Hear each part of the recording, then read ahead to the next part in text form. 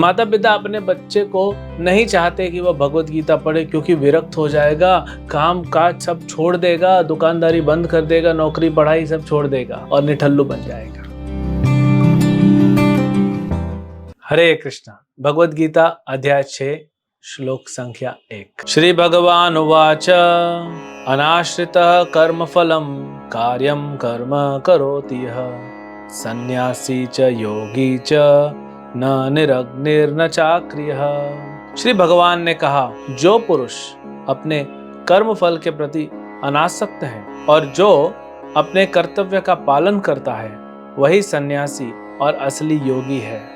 वह नहीं जो न तो अग्नि जलाता है और न कर्म करता है। संसार में, भारत देश में भी भगवत गीता को लेके बहुत सारी गलत धारणाएं हैं। माता पिता अपने बच्चे को नहीं चाहते कि वह भगवत गीता पढ़े। क्यों? क्योंकि विरक्त हो जाएगा, काम काज सब छोड़ देगा, दुकानदारी बंद कर देगा, नौकरी पढ़ाई सब छोड़ देगा और निठल्लू बन जाएगा। ये धारणा है।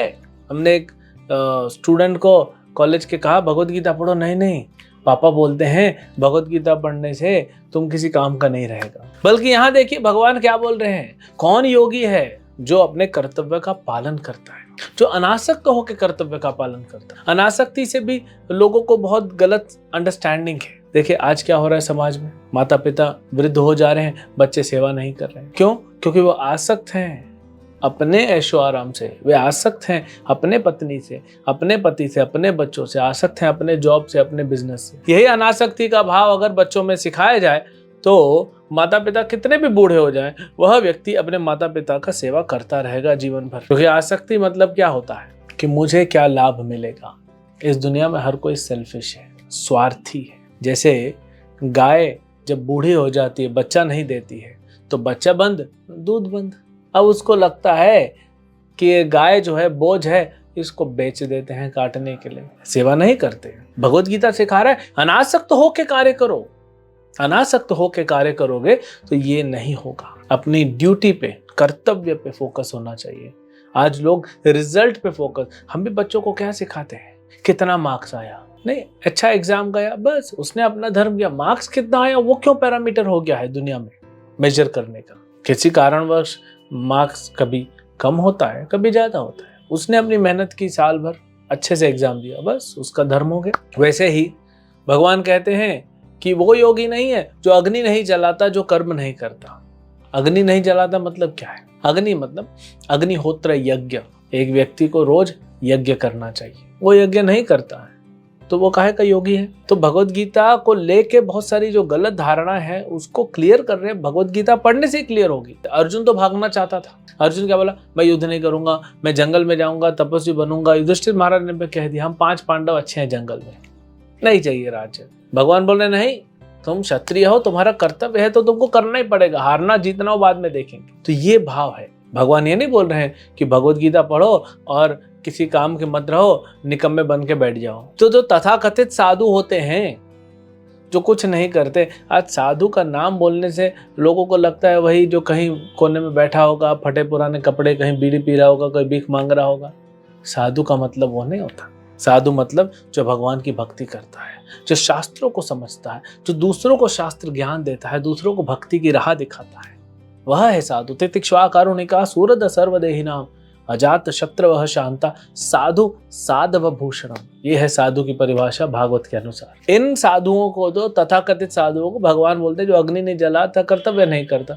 क्या है, रोड किनारे बैठे रहते हैं, किसी भी धाम में चले जाइए बैठे हुए हैं, बीड़ी पीते रहते हैं, नशा करते रहते हैं, हाँ, थोड़ा इधर उधर मांग के खा लेते हैं और पड़े रहते हैं। वो साधु नहीं है। भगवान बोल रहे हैं भगवत गीता में वो योगी नहीं है। तो ये तो हमारी गलती है ना, ये तो जनता की गलती है। उसको समझना चाहिए कि असली साधु क्या होता है। समझते हैं ना, असली सोना कैसे देखा जाता है, असली हीरा या असली नोट कैसे पहचाना जाता है। ये हमारी जिम्मेदारी है। नहीं तो कोई कलर कॉपी प्रिंट करके आपको दे देगा नोट। ऐसे चले थे जब 2-2 हज़ार के नए नोट आए थे, लोगों को नया नोट नया नोट नया नोट चाहिए। सबको 2000 का नोट रखना था अपने जेब में। तो बहुत सारे लोगों ने 10 रुपए के फोटोकॉपी निकाला, कलर फोटोकॉपी, और चलाया, बहुत चले।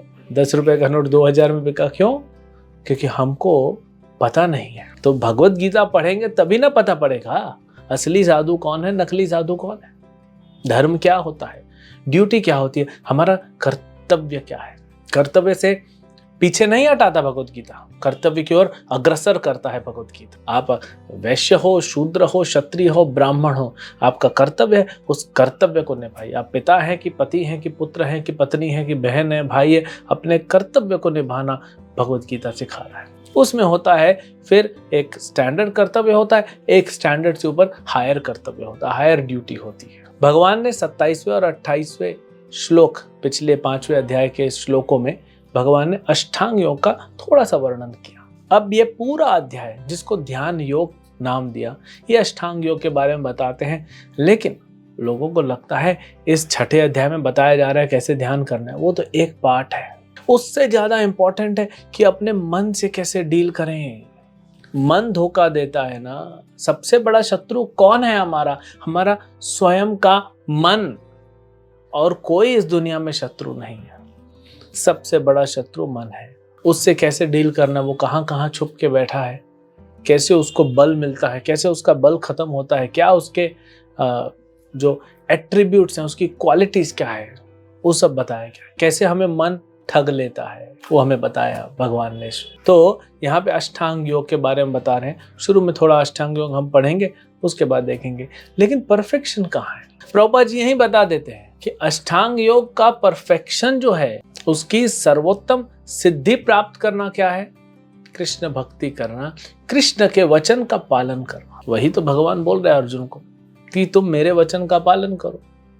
ये तो ड्यूटी हो गई एक युद्ध करना, लेकिन उस ड्यूटी से भी ऊपर तुमको मैं भक्ति में लेके जा रहा हूँ, क्योंकि मैं बोल रहा हूँ, ड्यूटी भी है और मैं भी बोल रहा हूँ, तो भक्ति भी हो जाएगी। तो कोई व्यक्ति जब भक्ति मार्ग पे चलता है ना, वो कभी गलत नहीं हो सकता। उसको अलग से योग करने की आवश्यकता नहीं, क्योंकि योग मतलब क्या होता है? भगवान से जुड़ना, कर्म योग, ध्यान योग, ज्ञान योग, भक्ति योग। तो जब कृष्ण की सेवा कर रहे हैं, दिन भर कृष्ण का नाम स्मरण कर रहे हैं, लीला स्मरण कर रहे हैं, चर्चा कर रहे हैं कृष्ण के बारे में, कीर्तन कर रहे हैं, मंदिर बना रहे हैं, मंदिर की सेवा कर रहे हैं, सफाई कर रहे हैं, भोजन बना रहे हैं भगवान के लिए, तो आप ऑलरेडी भगवान की सेवा में लगे हुए हो। अलग से कुछ योग करने की जरूरत ही नहीं, क्योंकि आप तो जुड़ गए भगवान से। वही तो चाहिए। वैसा नहीं बनना है जैसे भौतिक सन्यासी होते हैं। भौतिक सन्यासी मतलब नाम तो सन्यास है, कपड़ा पहन लिया है, घर बार छोड़ दिया, कुछ कार्य करता नहीं, न भजन करता है, न कृष्ण की सेवा करता, न घर की समाज की सेवा करता है, न कृष्ण की सेवा करता है। किधर है? बीच में अटका हुआ है। अगर कोई व्यक्ति घर छोड़ता है, समाज छोड़ता है, बड़े समाज के लिए, विश्व के लिए सेवा करने के लिए, वसुधैव कुटुंबकम, पूरे कुटुंब के सेवा करने के लिए, तो अपनी सेवा को बढ़ा रहा है, भगवान की सेवा कर रहा है, तो वो सारे विश्व की सेवा कर सकते। लेकिन ये नहीं कि भौतिक सेवा भी छोड़ दिया और कृष्ण की सेवा भी नहीं किया और कहीं नहीं जा रहे हैं, कहीं बैठे हैं, बस सोए पड़े हैं, कहीं नदी में नहा लेते हैं, तालाब में नहा लेते हैं, कोई खाना खिला देता है, खा लेते हैं, पड़े रहते हैं। इसको साधु नहीं बोलते, इसको योगी नहीं बोलते। भगवान बोलते हैं ऐसा योगी किसी काम का नहीं है, इसको योगी ही नहीं कहते। तो हमको न ऐसा योगी बनना है और न ऐसे योगियों को हमें फॉलो करना है। हमें तो भगवत गीता पढ़ना है, हमें समझना है असली योगी कौन है और उसके पीछे पीछे चलते जाना है। वो हमको भगवान कृष्ण तक पहुंचा देंगे। हरे कृष्ण।